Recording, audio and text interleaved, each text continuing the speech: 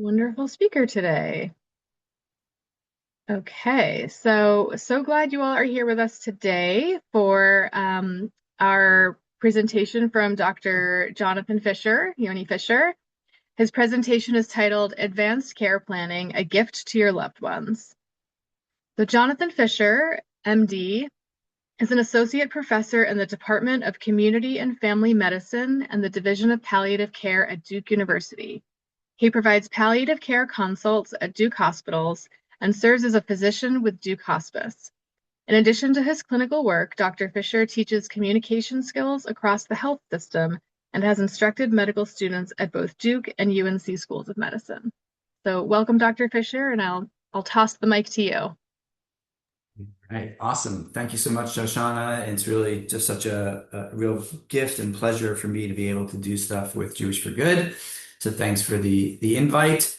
I'm going to go ahead and share my slides and let me know. Hopefully y'all are able to see that now. Just give me a thumbs up if that looks good. Looks Okay. good. Awesome. So I'm going to go through a number of things and I'm hopefully going to leave a good amount of time for questions and discussion because this often sparks a number of concerns, which I'm happy to talk about. One thing I'm not going to spend a lot of time on, but again, happy to talk about at the end is, all right, what is the difference between palliative care, hospice, right? How do those things intersect? But again, what we're going to focus today on is this idea of advanced care planning. And I want to say at the outset, this is not about legal documents. This is about having a conversation. And really, it's about having multiple conversations with the people that you care most about in your life and having this over time so that if you ever get to a place where you're not able to speak for yourself and voice what it is that is most important to you, that the people around you would be able to bring your voice to the room. Okay. And the conversations are even more important than any kind of legal document that you might fill out. With that being said, I'm going to dive into this. Okay. So what's the problem? The problem is that a lot of people with serious illness end up suffering a great deal with either symptoms that aren't really addressed, or that they end up going through things that they're not really interested in going through. For example, the average patient experiences 3 different care transitions in the last 90 days of life, meaning they go from their home to a hospital to a nursing facility, back again, even sometimes even on a carousel of locations of care, which most people would say is not ideal, not what they would be looking for. A third of folks who have Medicare who die end up having an ICU stay at the end of their life. And ultimately, there's a good deal of mismatch between what health systems are set up to do and what some people would say they actually want if they take the time to be asked and share that. Most Americans die due to some form of chronic illness and do so in hospitals and nursing homes. Oftentimes, they experience a degree of aggressive or even futile therapeutic interventions in the last week of life, often with unmet symptoms. And then there's a great deal of family dissatisfaction, and I would say even trauma with the end of life care received by their loved ones. So this is what we know to be the case, and I'm sure many of you have had experiences, some good, some bad, with walking with a loved one through healthcare systems. One of the challenges is that we want to address is that the conversations around what somebody would want or hope for are often infrequent, happen late in the process, and may be fairly limited. So what do I mean? That even less than a third of patients who've got a diagnosis that we know might lead to the end of their life end up having those discussions with their clinicians.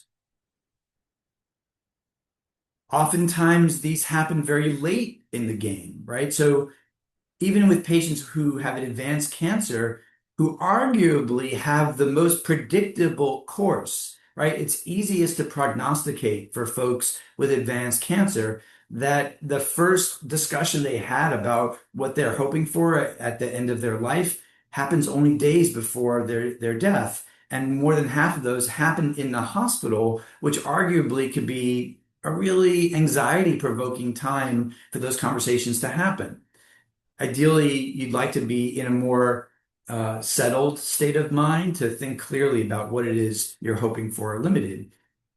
And then the last thing, and I think this is more of a problem on the healthcare side of things, and something that I spend a good deal of time trying to teach clinicians about. Oftentimes, these conversations end up being about a menu of procedures, right? Oh, do you want dialysis? You don't want dialysis. Do you want a transfusion? Do you want this next line of chemotherapy? Do you want this surgery, not surgery? Do you want to be intubated, go to the ICU, not be intubated? So with amazing regularity and frequency, clinicians end up asking patients and families about procedures and medical courses about which people really know very little, right? If I was to ask most people, oh, what's that going to look like for you to be intubated in the ICU, getting dialysis around the clock, right? What's that quality of life going to be? A lot of patients, people don't know and really shouldn't know what that is. So instead, what I advocate for when I'm teaching clinicians is ask people about what they're the expert in, what they're hoping for, what they're worried about, and then use your medical expertise to connect the dots between what they've told you is important to them and which treatment pathway is going to support those things. So, but again, that's on the clinician side. And today we're really talking about what patients and families can do. We know that having earlier conversations results in better care down the line. People are more likely to get what we call goal concordant care, which means care that aligns with what's most important to them. There's improved scores around quality of life and well-being. People end up experiencing fewer hospitalizations. And we know that hospice care is really considered a gold standard of high quality care at the end of life. And when people have these discussions, they're more likely to engage with hospice, sometimes even earlier than they might have otherwise. Really a third of people end up being on hospice for less than a week. Arguably, they could have benefited from that high quality care for much longer, but those conversations were delayed or incomplete. And we know that when these conversations happens, that both the patient and their family end up coping better. So a little statistics I'll throw at you here. There's something called an odds ratio, or here it's listed as OR, odds ratio. If that number is less than one, so like if it's a decimal point, that means it's less likely to happen. Whereas if it's more than one, it means it's more likely to happen. Okay. So we know if these conversations happen, and sometimes we call them goals of care conversations or advanced care planning, that means in the last week of life, they're less likely to have an ICU admission. They're less likely to end up on a ventilator. They're less likely to have an attempt at resuscitation, which is where people get chest compressions and their heart gets shocked, right? And they're more likely to benefit from outpatient hospice, right, for more than a week.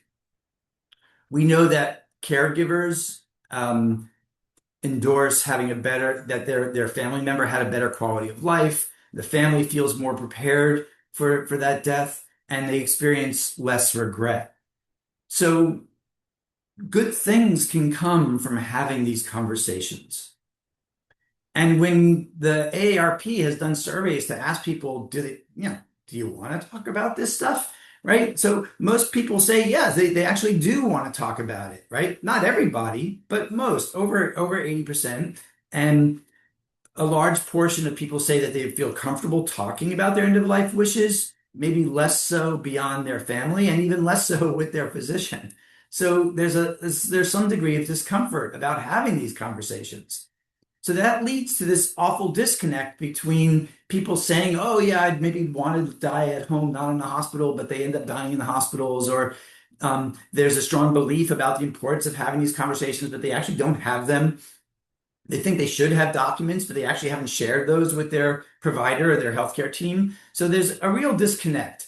And that's going to lead to a good deal of fear and mistrust that I'm not going to get enough care, or I'm going to get too much things done to me, right? So there's just going to be this ongoing disconnect, and that can lead to a great feeling of anxiety and being unsettled about what might be ahead. This cartoon said Dr. Kevorkian's dog celebrates her 15th birthday. So little anxiety about what might be ahead. Um, all right, so what's the opportunity we have here? We've got an opportunity for enhanced communication, improved symptom management, addressing even some non-pain symptoms like nausea, fatigue, and decreased hospitalization or inappropriate utilization of healthcare resources. This says good luck with the American healthcare system, right? So the healthcare system is a complicated place, right? Having not only seen hundreds or thousands of patients, but I've also, walked through the health system with loved ones and know that it's a very difficult system to navigate, right? So you may say, well, isn't it a physician's job to be having these conversations, right? Like, why is this being left to families to do on their own, right? The challenges are several. First of all, there's this stated belief about we fear extinguishing hope, right? We feel that we lack the tools to accurately prognosticate. It takes time to have these conversations, and many clinicians operate in what I would call an efficiency-driven environment. Like, all right, how many patients can you see? Can we move people through? But there's also a lack of education. Like we're often taught how to make diagnoses, but not prognoses. And also communication skills are not really a focus of training in many medical schools. That's changing some, and certainly I do whatever I can to make communication skills a part of everyone's training. So it's a hard place for a lot of us to go, and we want to retain optimism, and there's some avoidance of having these conversations. This says, there's no easy way I can tell you this, so I'm going to send you to someone who can. So again, a lot of clinicians avoid having these. Now, there's also other barriers. There's perverse incentives. What do you mean? The hospitals and health systems are set up to keep doing things to people. They get paid to keep doing things to people, right? And sometimes that can lead to really dramatic things being done to folks that they may not want. Again, there's challenges with prognostication, challenges with communication. We often offer people a menu of choices rather than talking about what their goals are. This says, it's a thorn-like in appearance, but I need to order a battery of tests, right? So again, sometimes the incentives are perverse. People will just keep doing things, ordering more tests, ordering more procedures, even if that's not necessarily in line with what a patient might want if they're asked. This graph is really to show you a little bit about prognosis. What are some of the trajectories that people follow? So as we move across from left to right, that's across time. Whereas on the y-axis, up and down, that is what somebody's functional status. So this top graph shows you somebody with cancer. Generally, they're doing okay for a good bit of time, and then there's a relatively rapid decline, a steep fall off. And usually that's most clear by when their functional status goes down, meaning do they have greater difficulty doing their activities of daily living, feeding themselves, dressing themselves, walking, going to the bathroom, right? As people lose those abilities, that's an indication that they may be on that downslope of that curve. You can see that that's probably a little bit easier to predict how someone's going to do if you track their functional status. So really, those are, on some measure, the easiest patients to prognosticate for. The middle graph, that's something that we might see with patients with chronic illnesses like heart disease, heart failure, or lung disease like COPD, where people may have exacerbations that land them in the hospital or an emergency room. But patients may recover from those things, right? They may end up in the hospital, even in an ICU, but bounce back. They may not bounce back to the level of functioning they had before, but they can experience several exacerbations. And the challenge with prognosticating is we don't know, is the person like further to the left in one of these exacerbations, or are they further to the right where this exacerbation might end up leading to their death? So that's a little bit more of a challenge with prognosticating. But I can say, oh, well, this is as strong as you're likely to feel, or things might get more difficult in the future. So there are things we can say. The last graph on the bottom is what is a path of prolonged dwindling. So maybe that's with things like dementia or other neurodegenerative disorders, or just a kind of ongoing frailty.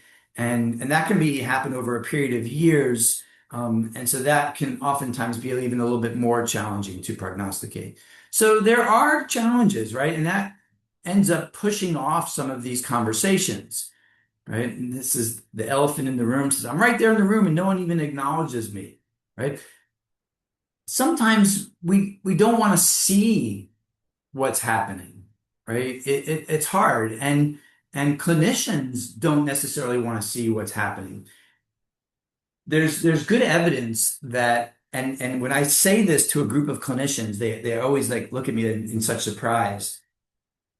For as far as prognosticating, the longer you have known a patient and the more recently you have seen them, the worse you are at prognosticating. I'll say that again. The longer you've known a patient, the more recently you've seen them, the harder it is for a clinician to say how this patient is doing and what's going to happen. Why is that? Well, you actually know it from your own experience, right? Think about the people in your life, right, who are closest to you, whether they are small children or people much older, right? If you're seeing them regularly, you don't notice the interval change, the incremental change, right? Whereas if it's that grandchild, that niece and nephew it's been months or years since you've seen, it's like, oh my, you've really grown, right? You've really changed. Same thing with people at the other end of the age spectrum. If you're seeing somebody regularly, you may not be noticing their decline. Whereas if it's a grandparent or great aunt, somebody, an older adult you haven't seen for a while, you might be able to see, oh gosh, I really see that they've aged, or there's been some decline since I last saw them. So the clinicians are emotionally invested in their patients, and they may be seeing them regularly. So it's almost harder for them to take a step back and see, how is this going, right? Should I be really worried about what this patient might be facing in the near future? Lastly, these conversations can be hard. And why are they so hard? Well, sometimes clinicians are meeting a patient they haven't really seen before, don't have a long-standing relationship. They may be seeing people of varying cultures and backgrounds, and it can also be like emotionally challenging. So there's all sorts of communication challenges that are in play when patients are in front of their clinicians. And undoubtedly, there's some of that when families go to talk about these things too. Certainly, it can be emotionally challenging. And then the last thing, which I've alluded to already, is that clinicians all too often will talk about treatments, medicines, pathways, procedures, rather than talking about what are the values that somebody is holding dear. Politics can often get in the way. It's been a number of years since Sarah Palin was on the scene talking about death panels, right? And obviously that can get in the way of really advocating for a culture of conversations and regularly talking about the inevitable that may be faced. So, what is it that you really want to talk about with your loved ones? And this is what I've distilled down to what I would say a core four. And Atul Gawande in his book Being Mortal also talks about that this is something he learned from.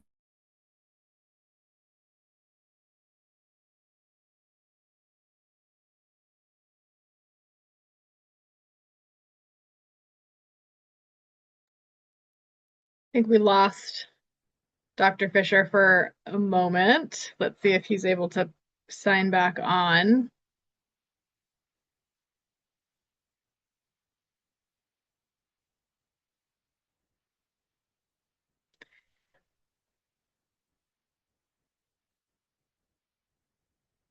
I'm guessing he lost Wi-Fi. It's what it looked like. So we'll just give him a minute to sign back on. I apologize for the interruption.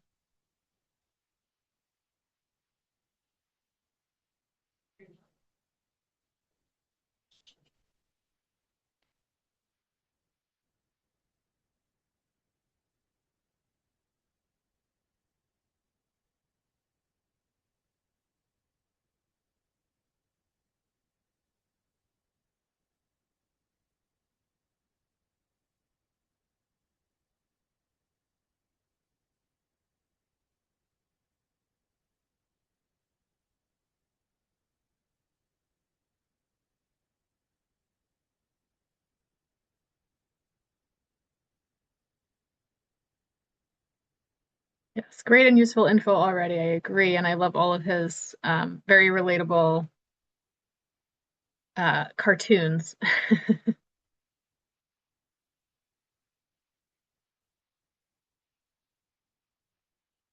Thank you for your patience, folks.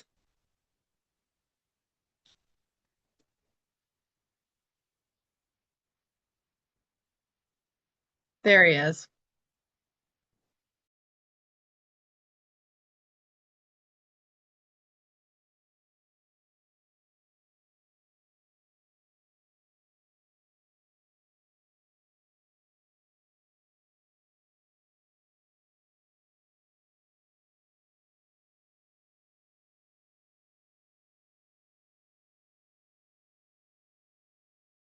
I'm coming back.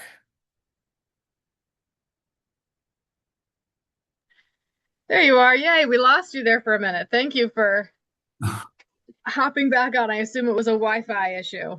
I assume so. You never know what's going on at Duke. So, all right, let me go back to sharing my slides here. And here we go. Was this? And okay, there we are. Are we back on? Yes, All right, awesome. perfect. Sorry about that. Core four, right? And I was saying that this was something that Atul Gawande learned from palliative care clinicians and talked about in his book Being Mortal.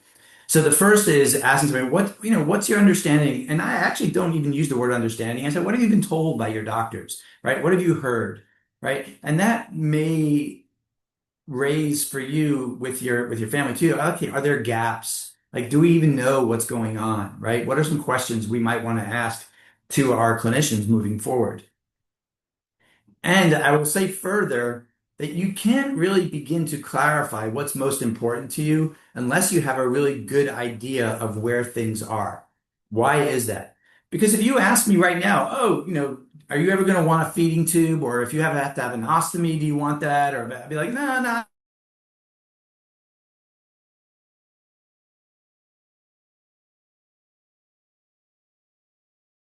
Go through might change.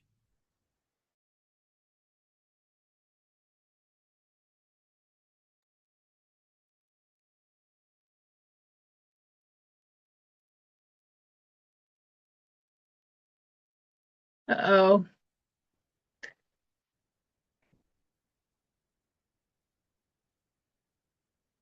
I think we may have lost him again.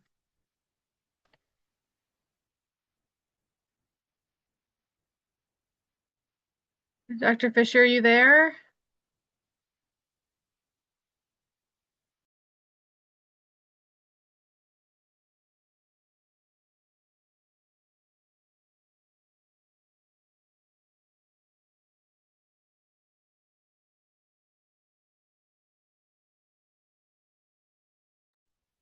So sorry about this, folks. Oh, I seem to be back again, right? okay. I'm gonna also try and join from my phone so that way I'm using. Maybe also I can share. Would you want me to share your slides? Because that might Are you help. seeing them now or not? Not right now, you'd have to share them again, but Okay. I could share them and then If you want to do that might that, help. that way I can That stay might on my help. phone. I'll stay on my Yeah. phone. Yeah, why don't you, Okay. if you want to try pulling them up, that's fine. All right. Yeah. I'm just gonna pin you and then share. I think I have them open.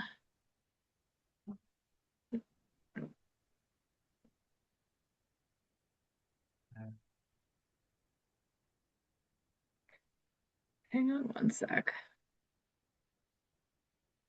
Ah, can somebody let the other Yoni in? There it is.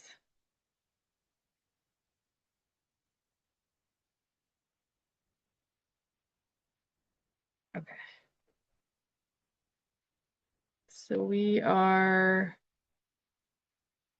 we still on the core four?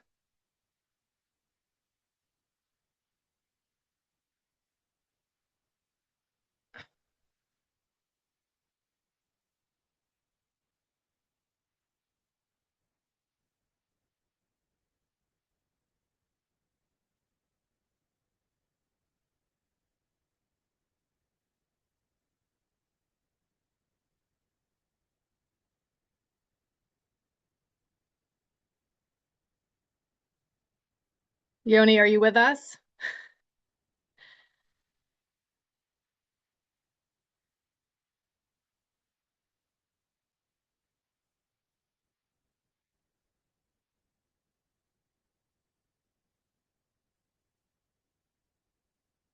It's a good metaphor for navigating the healthcare system, right? The surprises and okay, there you are. All right. So I'm on my phone at the moment. So you're sharing slides. That's great. Yes. All right. As I was saying, it's good to know what exactly is happening or could be happening in your medical path before you really clarify what it is that you're hoping for or worried about. Because again, your priorities might change. What you're willing to go through might change. But if you get to a place where you've got a good understanding, you want to ask your loved one or ask yourself, all right, what am I hoping for? What's most important to me moving forward? Right. And then the flip side of that is, what is it that is there anything that you're worried about? Right. Anything that you wouldn't want to go through? Kind of in the midst of that is what kind of trade-offs are you willing to make? What outcomes might be unacceptable to you? And I'm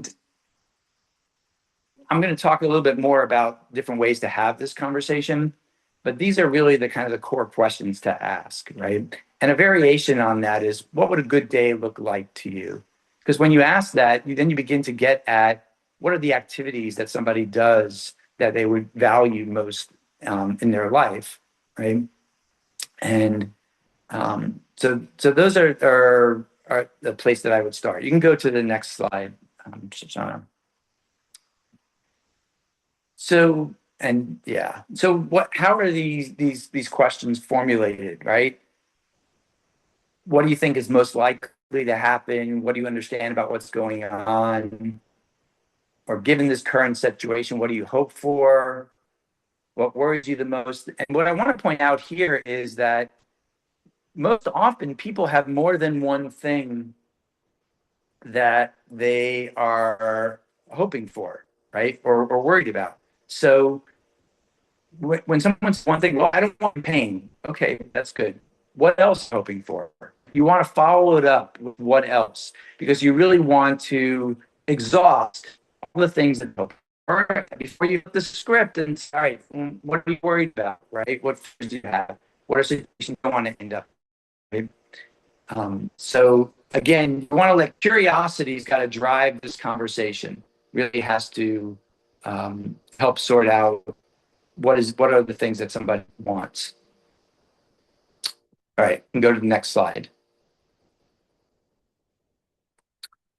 Obviously, there may be other things at play, like people may have specific uh, goals related to their faith traditions or their ethnic backgrounds that, again, they might be included in what is important to them. So finding out what is it about your beliefs or values that I should know in order to make sure you get the best possible care. All right, Joshua.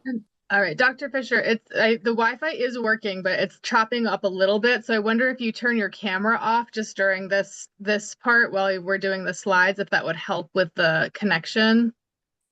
Let's try that. We hate to not see your face, but we get to see the picture of it anyway. So Yeah. I got my camera on my computer on, so that's still it might get frozen, but so what are the things that you hear, right? When people start to talk about what's important to them, so they may say things about, pain and symptom control, or I don't want to have the dying process go on too long, or I want to be in control of what's happening, right? I don't want to be a burden to my family, right? Or I want to work on some specific relationships. And again, multiple goals can be present at the same time and can change over time. All right, go to the next slide, Shoshana. People will say different things that make life worth living, right? Their ability to recognize the family and friends, make their own decisions, living without life support machines, caring for oneself independently, or perhaps engaging in certain activities. And I often tell my learners, right? We have to come into these conversations without judgment, right? Different people are going to say different things. If I say to somebody, what's most important to you, right? Or what abilities are so important to you that you couldn't live without them? I've had people say to me, look, as long as I can hit the V remote, I'm good, right? And other folks are like, well, if I can't interact with my loved ones, then that wouldn't be a quality of life that I would want. So people are going to land in different places about those things. Okay, you can go on to the next slide, Shoshana. So really trying to elicit the different parts, right? What are your most important goals or hopes? What else? What are your biggest fears or worries? What else? What gives you strength as you think about the future with your illness? That's okay. You can keep going, Shoshana. What gives you strength as you think about the future? What abilities in your life are so critical you can't imagine living without them? If you became sicker, how much are you willing to have invasive things done to you that might or might not help? That is a key one, particularly as people land in the hospital, right? How much are you willing to go through for the purposes of more time, right? So someone's deciding about a next line of chemotherapy. It's like you might want to know, okay, what side effects am I likely to feel? Am I going to end up in the hospital because of those side effects? And how much more time is it actually going to give me, right? So you're really weighing what is the risk benefit of something. And then a key thing is how much does your family know about your priorities and wishes, right? So this is something to be aware of. And again, when people are sharing their goals and values, you're going to hear different things. I think about this as kind of like three buckets, right? Longevity, function, and comfort. So what does that mean? So it means that we want to live as long as possible. We want to do the things that we want to do, and we want to be comfortable doing them, right? So we want all three of those things. The challenge is as diseases advance and situations change, that's when we have to make decisions about which of these things is a greater priority to me than the other, right? How much discomfort or loss of function am I willing to put up with in order to keep living? And people are going to land in different places with that.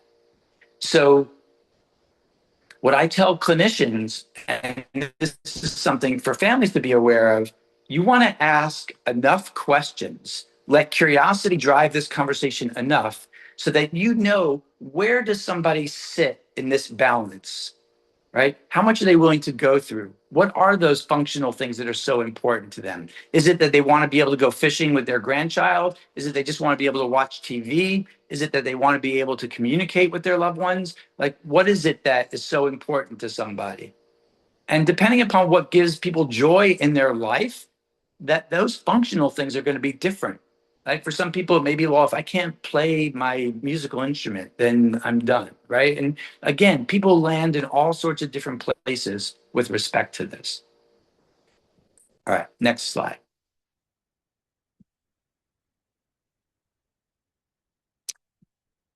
So sometimes there's some follow-up questions. What if you couldn't do those things that bring you pleasure, right? People may tell you something that is their greatest source of joy.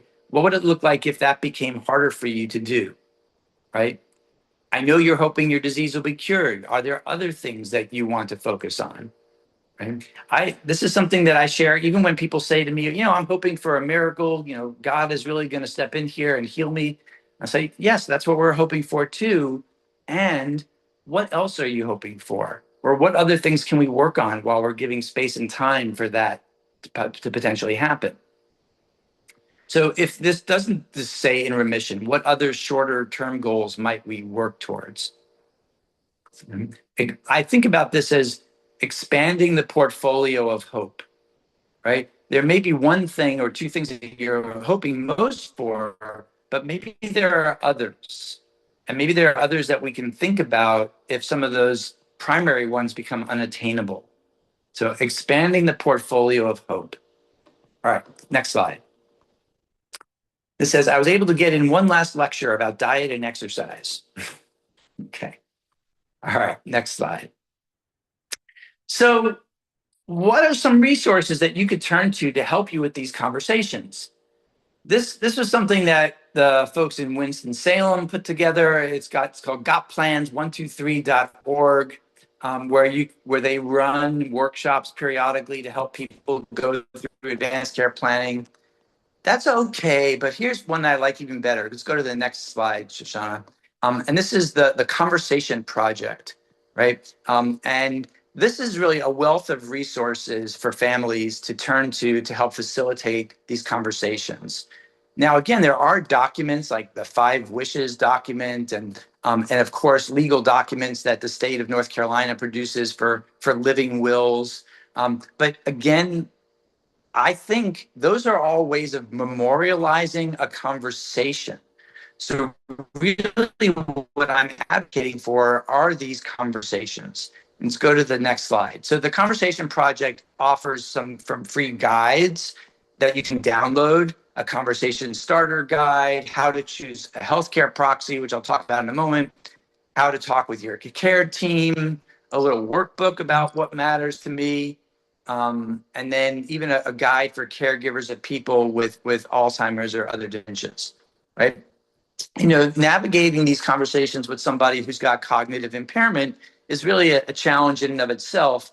And I would say the earlier you can have those conversations while somebody still has capacity for decision making, that would be even better, right? Because those conversations become more challenging, less reliable as the disease progresses. So if you dig down into the guide from the Conversation Project, this is what it kind of looks like, right? So step one is like thinking about what matters to you. What does a good day look like, right? What or who supports you during difficult times? Or try finishing this sentence. What matters to me through the end of my life is, and it gives little guidance about how to navigate these particular questions. Next slide, Shoshana. And then this is about how important something is to you. So it has these like kind of temperature rulers in the guide, right? So this first one's about what I think about as information preferences, right? How much do you want to know about what might be ahead? Not everybody wants to know, right? I remember being stopped outside of a room, and this was a South Asian family. I think they may have been from Pakistan originally, and the adult son stopped me outside the room and said, "You can't tell mom that she's had a stroke."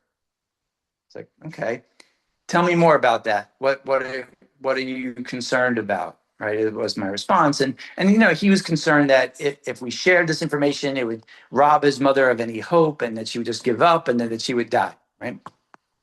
I was able to negotiate with him that would it be okay if we asked his mother how much she would want to know about what was going on, what might be ahead. And thankfully, he was okay with that, right? So that allowed me to really still respect the autonomy of the patient. And interestingly enough, when I went in and spoke to the patient and said, how much about what's going on or what might be ahead would you like to know? And she said, I'm okay. You can talk to my sons.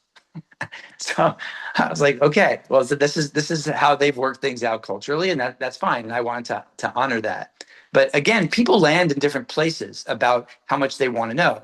So here's a ruler where it says, I want to know all the details about my conditions and my treatment versus, only the basics, right? Or people may say, what, just tell my husband or tell my kids, I really don't want to know. Just want to take it as it comes. When there's a medical decision to be made, do you want your healthcare team to do what they think is best? Do you want to have a say in every healthcare decision, or you're somewhere along the way? So I like these rulers, right? Because it gives you a little bit of a wiggle room about how you might feel about these things. And what are your concerns about medical treatment? I worry that I'll get too much care. I worry that I won't get enough care.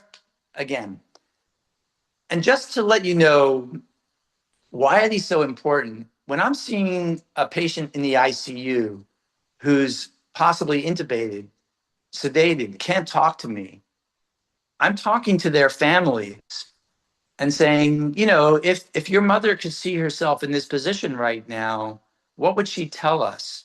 Right? So I'm leaning on those family members to bring the patient's voice to the room.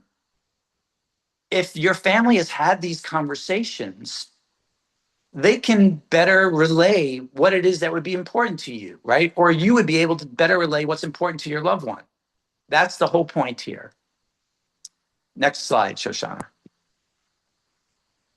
If I'm diagnosed with serious illness that could shorten my life, I would prefer to not know how quickly it's progressing or the estimation of how long I have to live, or I want to understand that completely, the doctor's best estimation of things, right? Any other notes you want to add there? How much medical treatment would you feel was right for you? I'd want to try everything, or I wouldn't want to try things that impact my quality of life in order to extend, right? So again, I like these little temperature things, these slide rulers on the guide, and this guide can be really helpful. Where do you want to be towards the end of your life? Next slide, Shoshana.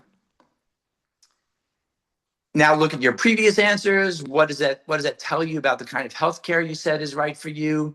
If you weren't able to speak for yourself, would you want people to follow all your wishes or do only what they think is best in the moment, right? So now you're giving people some wiggle room to decide differently than you might have indicated. Who do you want to share information with, right? You don't want everybody to know, or you're comfortable with everybody close to you knowing. Do you want to be alone when you die or be with other people? Sometimes people have very different kind of baseline demeanors when they're sick. Some people are like, more people around them, like, take care of me, be around to help me. And other people are like, leave me alone, don't bother me, right? And so kind of knowing where people's demeanors are, what's their general attitude towards their health and their illness can also be helpful. All right, next slide.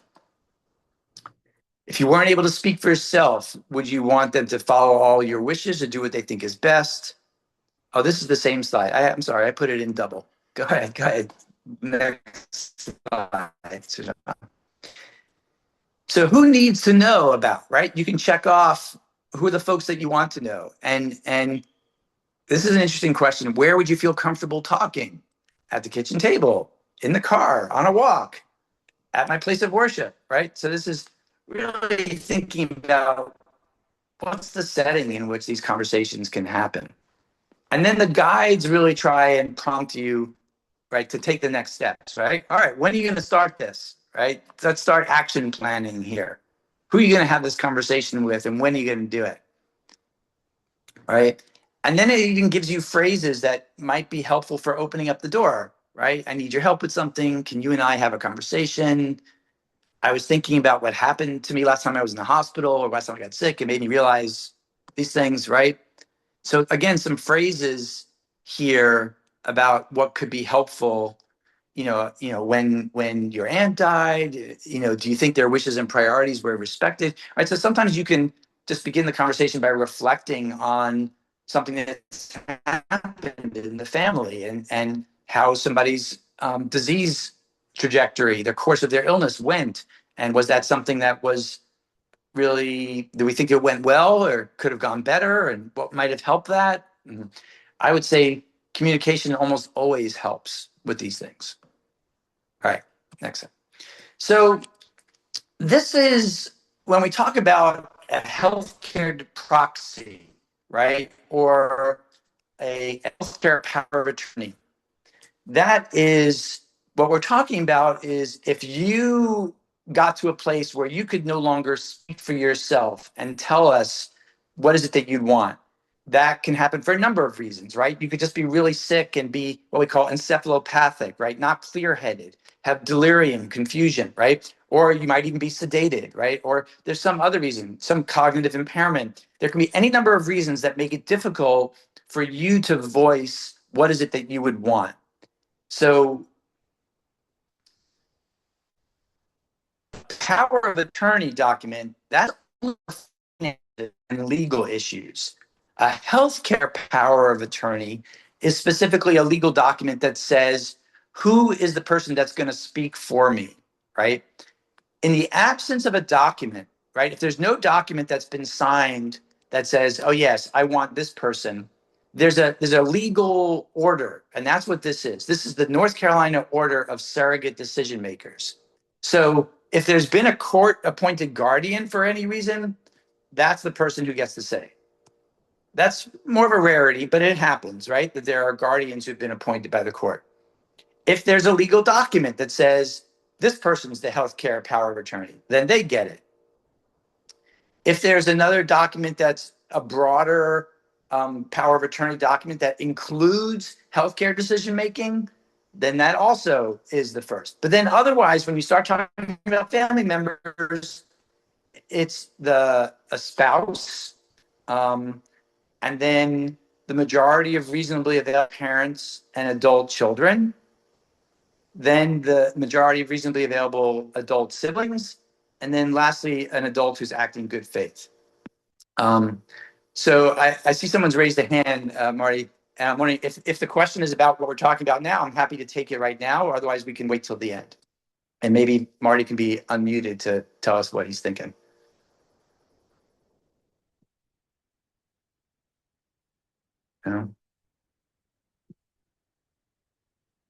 Otherwise, I'll keep going while we sort that out.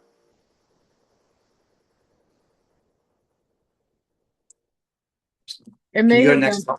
yeah, Yeah. it may have been an error, but I Marty, do you have a question? No. Okay. No. Okay.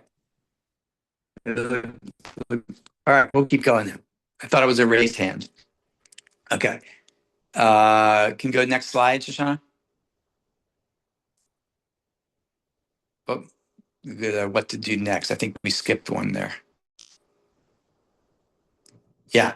So this is just to say again that these documents are a way of memorializing conversations. The healthcare proxy is that healthcare power of attorney document. So living wills, things like the 5 wishes or just kind of living will documents, those are something that inform care. Like they tell you, okay, here's what this person was thinking at this point in time. They do not direct care, meaning they're not a medical order. They're not like a prescription. However, there is a form in North Carolina that does carry the weight of a medical order. And that's, go to the next slide. And that is something called the North Carolina MOST form, or Medical Orders for Scope of Treatment. So it's this nice pulsar pink form, and it has several parts to it. The first part of it, section A, is do not resuscitate. It's the same thing that Canary Gold form covers, which is a do not resuscitate order. So it basically says, does this person want CPR? Do they want an attempted resuscitation? Or they do not want that? Okay. That's part A. Part B is a general statement about the scope of treatment. In other words, do they want the full scope of treatment? Like send me to the hospital if you need to?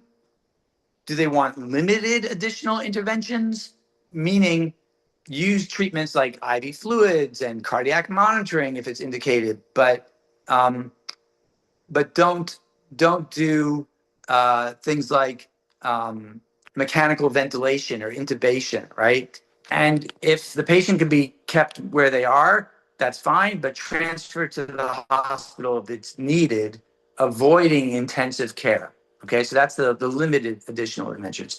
And then, of course, there's comfort measures, which is basically keep the person clean, warm, dry, use medications to add to comfort, wound care, other measures to relieve pain and suffering, oxygen, suction, any of these kinds of things.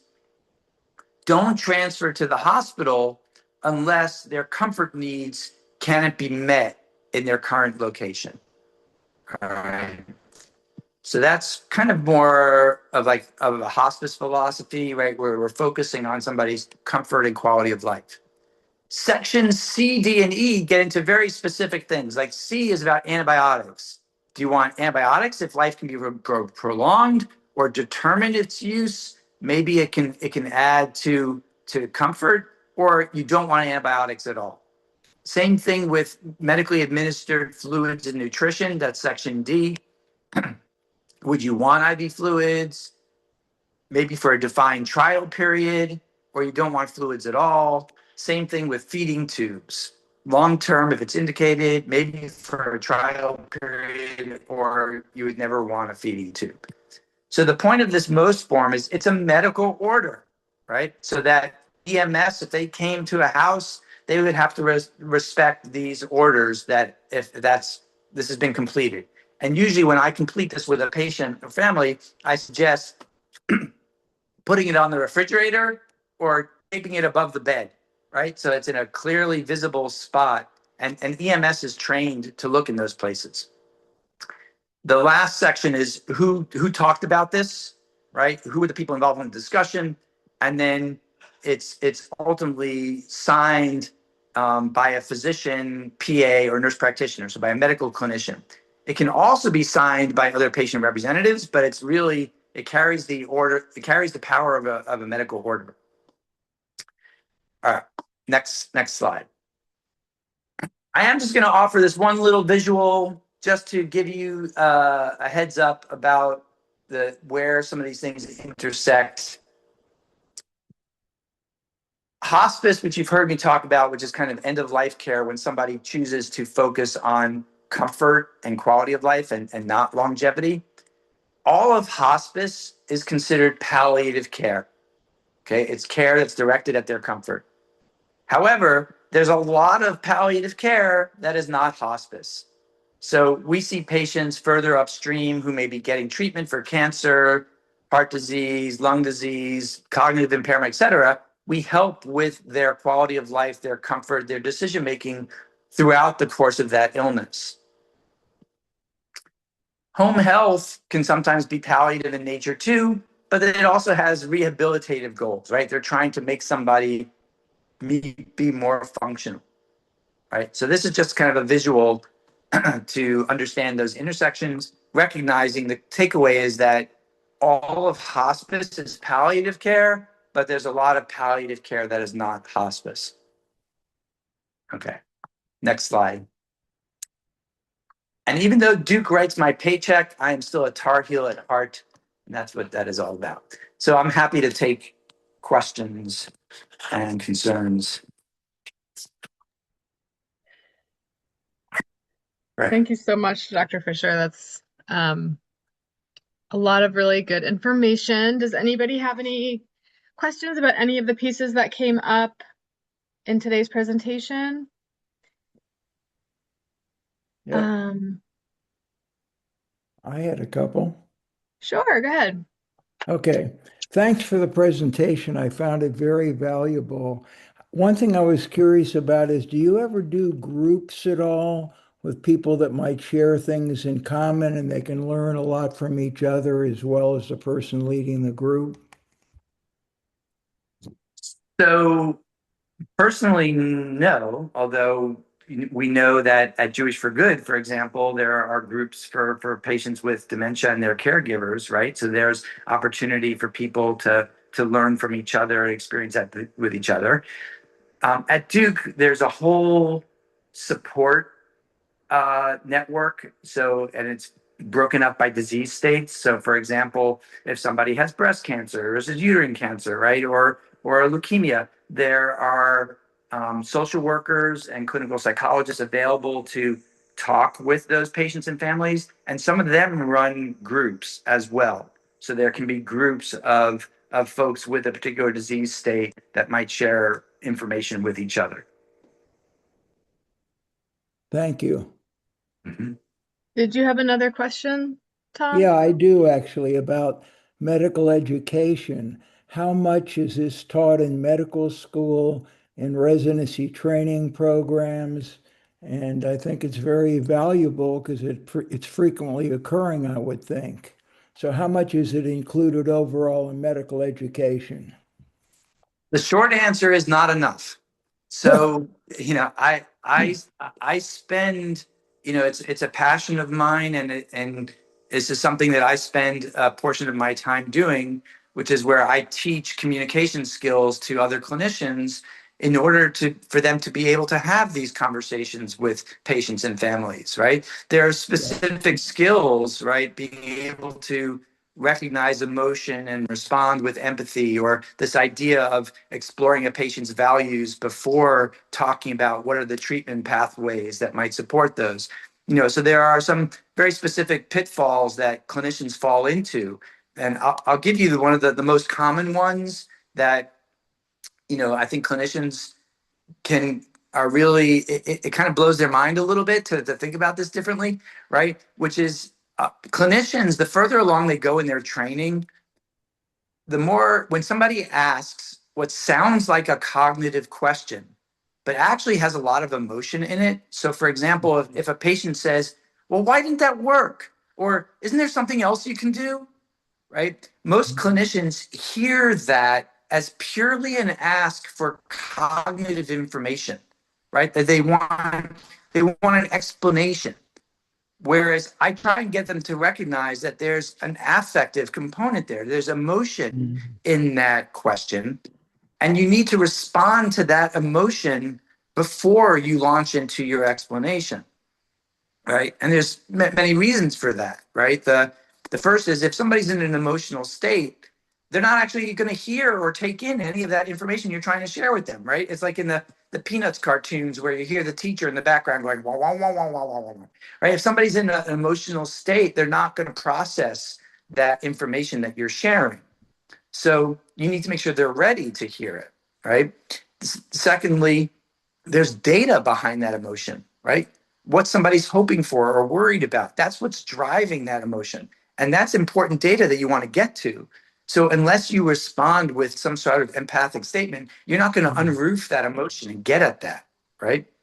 And then lastly, if you're talking to a patient or family that feels that, look, somebody who looks like me, who's got my skin color, we're not treated, equitably by this health system, right? I've come to expect that I'm not going to be treated fairly. And now if they're saying something, asking a question, but it's really emotional, and you blow right past it, they're going to feel dismissed, right? Not heard. And their suspicions of the healthcare system are only going to be reconfirmed. You're not presenting yourself as trustworthy. So therefore, they're going to hold on to whatever trust issues they have. So I teach that there's really important reasons to be able to identify the emotion that's being expressed to you and to respond with empathic skills. So I have seen changes. Look, when I was being trained in family medicine, I was part of a pilot program where we met in small groups and learned physical exam skills, history taking, but also some more in-depth communication skills, right? So that was starting, then, and it's become more commonplace in medical training.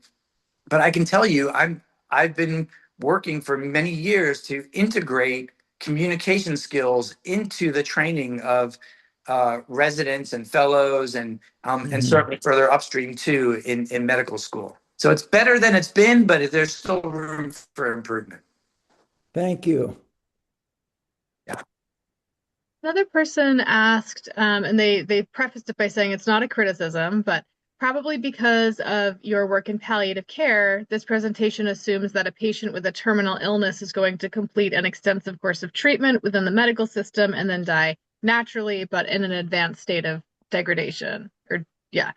For persons who, although terminally ill, do not wish to go through that suffering and disintegration, but instead would rather take charge of their own take charge of how their own life ends, i.e., to end it themselves while still mentally and physically able to do so, please discuss the options for death with dignity, other alternatives for self-deliverance before the final catastrophes, travel to places like Switzerland where assisted suicide is permitted, etc.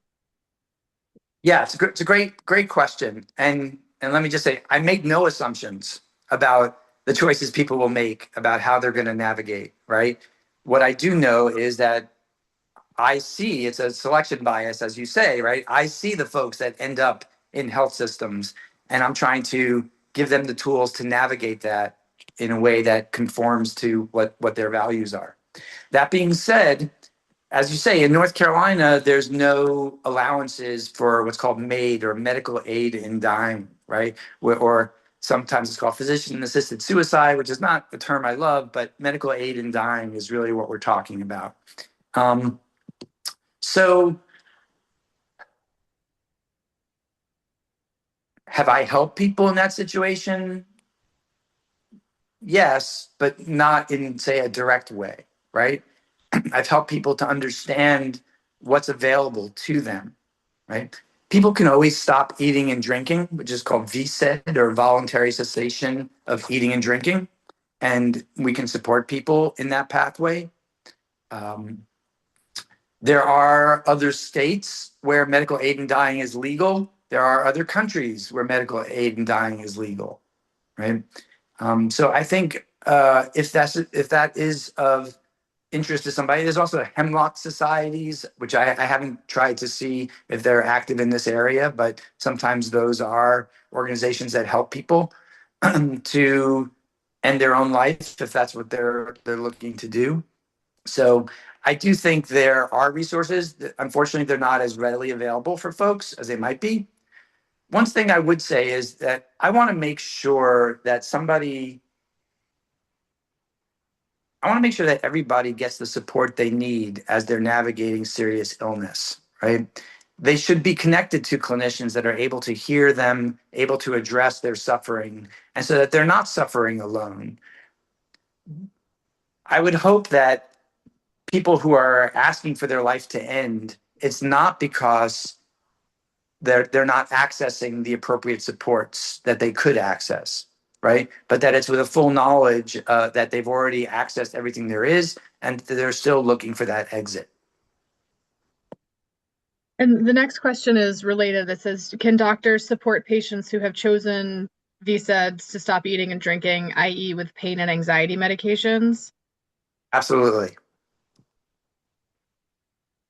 The right doctors can. Yes. Okay. Not every doctor is going to feel comfortable about that, and I think that's where you want to turn to palliative care or hospice clinicians. Mm-hmm. And then if a patient has a physician-signed MOST form, but the patient wants to modify it, do they have to keep going back to the physician to do that? I'm finding that older adults, things can be quite different than in, say, a 90-year-old, and may change over trajectory. Can someone with HCPOA overrule MOST? So I guess if you have a very elderly family member. Yeah. So let me answer the last part of that first. Can an HCPOA, a healthcare power of attorney, overrule a MOST? The answer is yes, legally. If this person landed in front of me, I would want to have a conversation about, all right, when was this MOST form done? What was the patient thinking about at that time, right? What's making this HCPOA think about doing something different, right? Because as much as I can, I want to try and honor what the patient would have wanted for themselves. Sometimes I even say to patients and families, sometimes the greatest gift of love that you can give to your loved one is to honor what they wanted for themselves. right? And that's sometimes hard for families, right? They don't want to lose their loved one. They want them to maybe keep trying or something to that effect, right? And although it goes both ways, right? Sometimes the patient wants to keep going and the family's like, why are you doing this to yourself? And other times the patient was like, I've had enough. And the family's like, no, keep going, don't give up, right? So there's no set way this plays out, right? I've seen the all the variations on this. So the most forms can be changed, yes. And there, if it's really dramatically changed, you just do a new one, right? But there are spaces for making adjustments and or revisiting it. There's even on the back side, you can say when's the last time this was reviewed and kind of sign and date that. So there it is a living document, fluid document that needs to reflect somebody's wishes at that point in time. Great. Another person asked, referring back to the doctors replying with a cognitive answer rather than an empathetic one, can you provide suggestions on how a patient might respond to a clinician who's given a cognitive answer to get a more empathic answer? All right. So if I'm understanding the question correctly, is like if you or a loved one has responded with emotion, but the clinician has responded just with cognition, right? With data, right? What could you say back? I I I, Yes. I think really if you're the patient, it's like maybe just naming your own emotion, right? Like I'm really upset. You know, it's like I need it's like I don't need more information, right? I need you to understand that whatever, I'm angry at you or I'm sad about this or right. So yeah, you're doing the work for the clinician there, right? The clinician should be able to identify that, but otherwise it's yeah, sharing your emotional thing. Or if you're with a loved one and they're upset and the clinician's just being really cognitive, right? I would be like, I think my mom's upset, right? I'm not sure she actually really needs to know the answer to the question. I think she's really worried about something, right? Um, Look, I don't always speak up. Like I've been in the room with somebody, right? When we've sat there for 2.5, 3 hours, and the clinician comes in, and my loved one says, we've been sitting here for 3 hours waiting for you, and then the clinician says, well, I've been here since 7 in the morning myself. I'm like, that's actually not the appropriate response there. Okay. It really should be, I can imagine this has been really frustrating. I'm sorry for that. Right. So, but I'm not correcting every single transgression of communication that I see, Thank you. but if I'm advocating for a loved one, I would want to make sure that those emotions are not dismissed or missed. That being said, not every clinician, not every clinician has those skills, right? Sometimes, sometimes, if I'm going to a surgeon, right, I really want to make sure this surgeon knows what they're doing. It's a technical skill, right? If they don't have the best communication skills, that's less than ideal, but I'm really most concerned about how they are as a technician. Okay. So, you might tolerate some poor communication from somebody, depending on what you're asking them to do for you. Believe me, I want to teach surgeons too. Thank you. I had a quick question about the conversation project. How do you recommend that people utilize that? Like, let's say, a big family and there's lots of different players involved and people have different opinions about things. Would you recommend people like print out a copy of it? Or, how do you recommend people actually sort of like utilize that in practice? Yeah. I think you should download. There's a downloadable guide, right? And I think looking at that, and it gives suggestions for things to say to open up the conversation, right? And I think it depends if you are the patient, so to speak, or if you're the family member, right? And I think if I was trying to approach a family member about this, right? So maybe some of the older adults in my life, or then I'd be like, no, there's a conversation I'd really love to have with you if you're open to it, right? I really want to make sure you get the care that you want, as things go forward, right? Would you be open to having this conversation with me, right?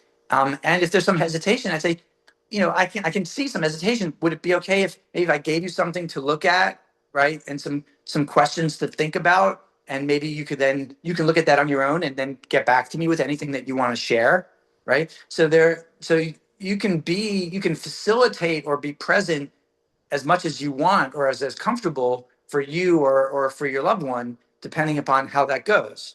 I guess I mean after once it's like completed, once it's filled out, and then Yes. you're in a medical situation, how to actually kind of Yeah. make sure everyone's on the same page with that information, like just having it available. So, right, once you've completed, and let's say, and again, the documents are a way of memorializing our conversation, right? So let's say you've actually filled out from the conversation project, that guide, right? Those things. You could then send that, create a PDF, send that to any relevant family members, right? You could also bring it to your care team.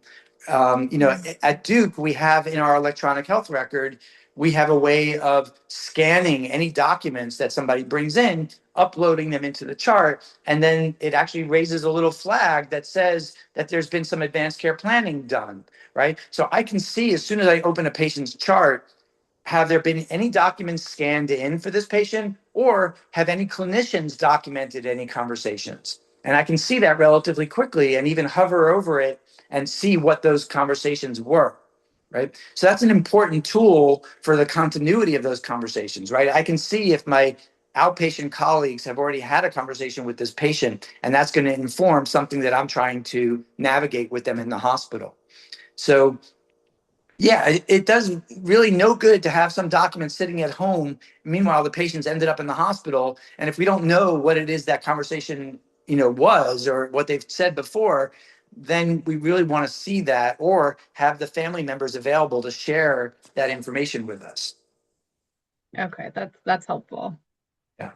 One more quick question, just the person who talked about an elderly family member who had a most signed, that most was signed a while ago at a different stage, and the patient has made new wishes known to the family member with the HCPOA. Yeah. So get a new most form. Yeah. Yeah. Tear up the old one, get a new one, right? To reflect because as I've said, this is something that has to be revisited over time. People's priorities change, right? The things you're willing to go through might change. The degree of how much you prioritize longevity over function and comfort might change. So first, someone has to have a good understanding of where they are in their illness trajectory or their health continuum, and then explore, what are you hoping for? What are you worried about? Right? You can't ask people to have those conversations if they don't have a really clear idea of where they are within their health journey.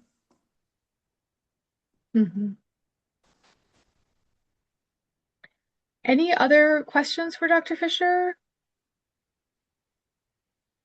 Well, thank you so much. Sure.